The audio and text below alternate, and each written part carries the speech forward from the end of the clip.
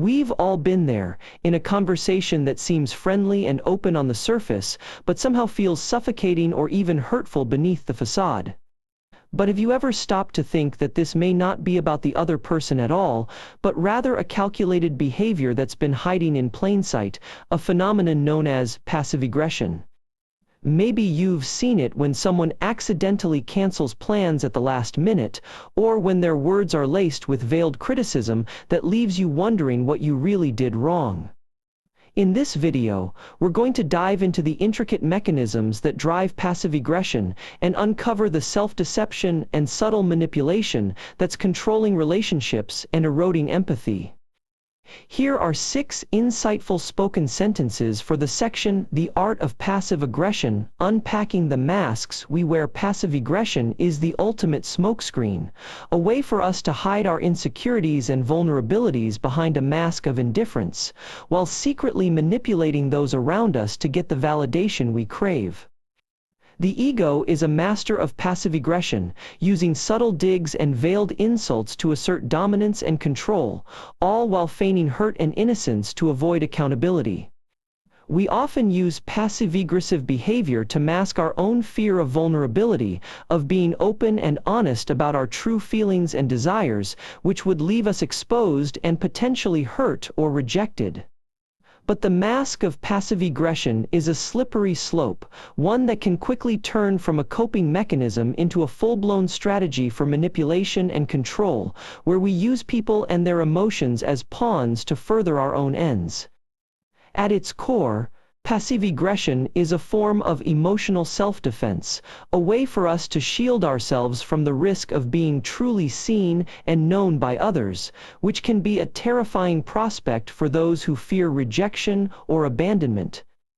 Ultimately, passive-aggressive behavior is a form of self-deception, a clever trick to convince ourselves that we're above the drama and chaos, while secretly orchestrating the very same chaos from behind a veil of fake politeness and manufactured indifference. When we claim to be innocent, to have been blindsided, or not have known any better, it's often a convenient narrative that helps us avoid acknowledging our own complicity in the drama that unfolded. Behind a mask of politeness, we can be subtly provoking others, all while maintaining a righteous indignation that we're the true victim. Passive aggression often stems from a deep-seated need for control, a desperate attempt to exert power over others when we feel powerless in our own lives, and self-deception allows us to rationalize our behavior as justified or even heroic. The thrill of pushing someone's buttons can be a siren's call to the ego, a tantalizing reminder of our own power and influence, even as we claim to be helpless against our own emotions. In reality, we're often drawn to relationships that reflect our deepest insecurities, and passive aggression can be a means of testing boundaries, gauging the limits of our partner's love and acceptance, and seeking validation for our own worth. The more we deceive ourselves about our motives and intentions, the more we perpetuate a cycle of subtle manipulation, where everyone involved is left feeling confused, hurt, and unsure of what's real and what's just a carefully crafted illusion. When we engage in passive-aggressive behavior, it's often a desperate attempt to gain control over a situation that feels chaotic or unpredictable. But what's often overlooked is the underlying motivation, a deep-seated fear that we're not good enough, worthy of love or respect. Passive-aggressiveness is a veiled attempt to gain validation, not in the sense of being liked or loved, but rather to have our emotions, needs, or boundaries acknowledged and respected by others. At the core of this manipulation is a deep sense of insecurity, which can stem from past traumas, childhood experiences, or unmet emotional needs. This insecurity fuels our need for validation, which in turn drives the passive-aggressive behavior. By hiding our true intentions and feelings behind a mask of politeness or submission, we're actually exercising a twisted form of power, exerting control over others through subtle, underhanded means.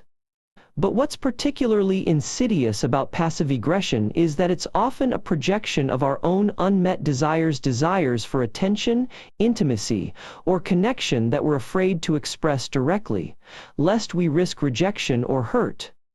Ultimately, passive-aggressive behavior is a coping mechanism, a way to avoid vulnerability and maintain a sense of control. But in doing so, we often inadvertently erode the very connections and empathy we crave. When we use language to passive-aggressively convey our emotions, we are often more concerned with appearing rational than genuinely being honest. Passive aggression thrives in the absence of authentic communication, allowing individuals to mask their true feelings and motives with a guise of civility.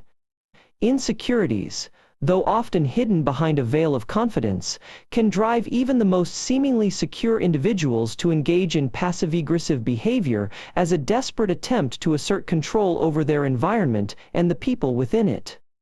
We often use passive aggression as a means of seeking validation, craving the attention that comes with being upset or hurt, rather than taking the risk of being vulnerable and genuinely expressing our emotions.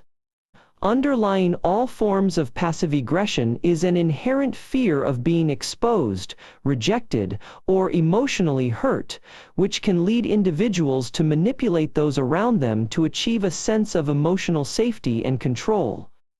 By masking their true intentions behind subtle yet biting comments or actions, individuals with a tendency towards passive aggression often inadvertently create a sense of tension and anxiety in those around them, fostering an environment of suspicion and mistrust that can erode empathy and deepen the divide in relationships.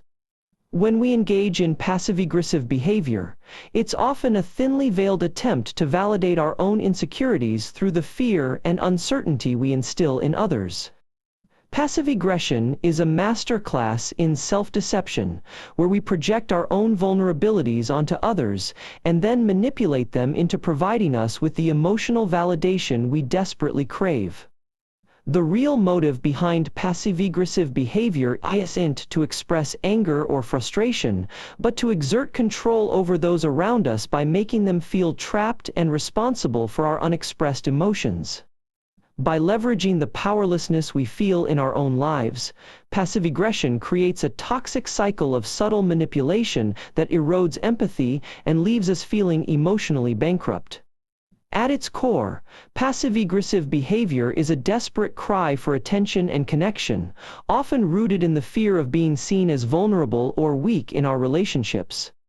When we use passivity-aggressive tactics, we're not just hiding our true emotions, we're secretly manipulating others into mirroring our own insecurities, creating a feedback loop of distorted validation that reinforces our ego's fragile sense of self-worth.